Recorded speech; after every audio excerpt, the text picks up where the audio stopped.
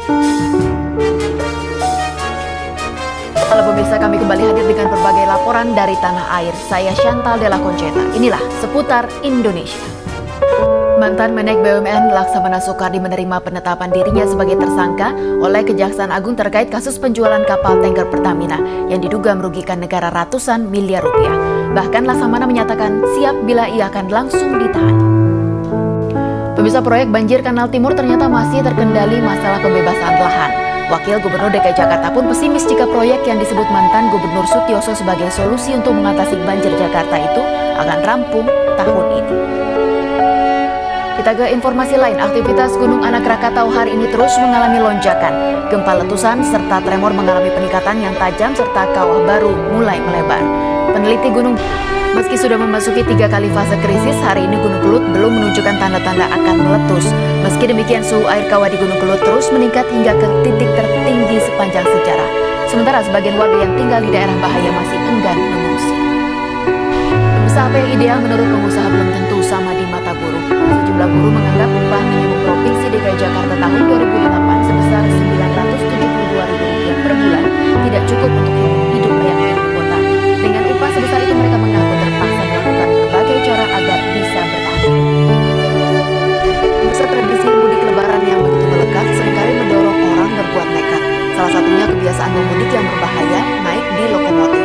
Hanya karena alasan ingin pulang kampung, mereka nekat bergelantungan di sisi lokomotif tanpa mempedulikan keselamatan jiwa mereka.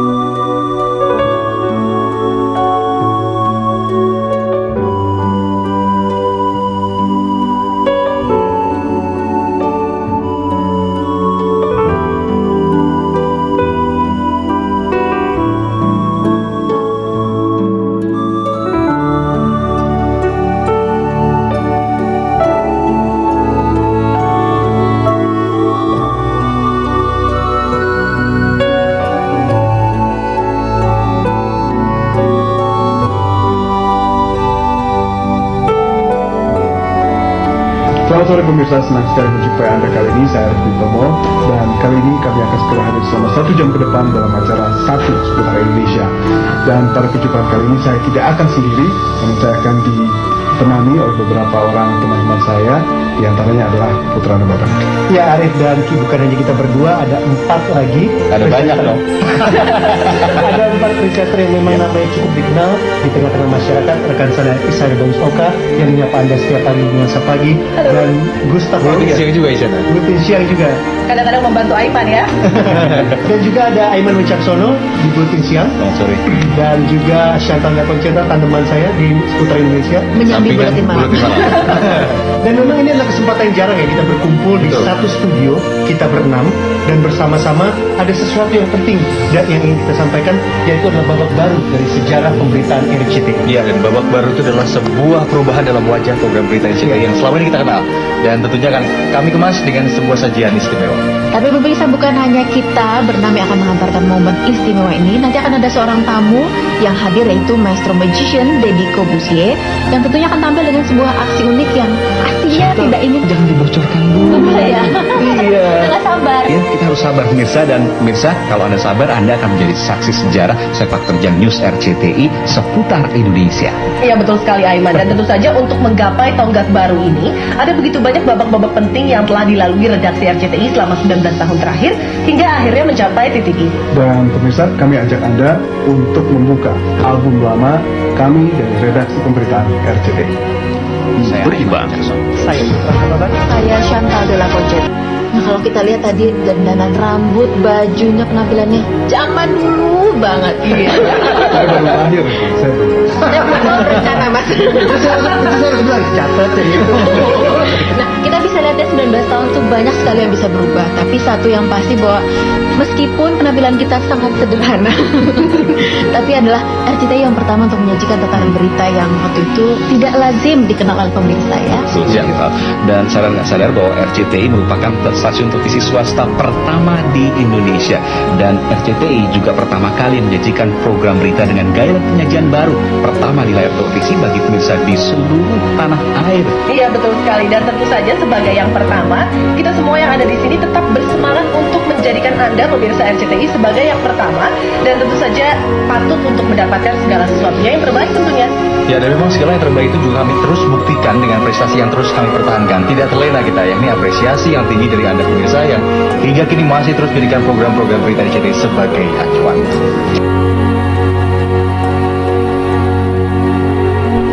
Nah, seperti Anda lihat pemirsa, bahwa program-program berita RCTI sudah mendapat tempat di hati Anda pemirsa. Tapi bukan hanya itu saja yang menjadi catatan penting News RCTI. Jangan kemana-mana, program khusus Sabtu seputar Indonesia segera kembali.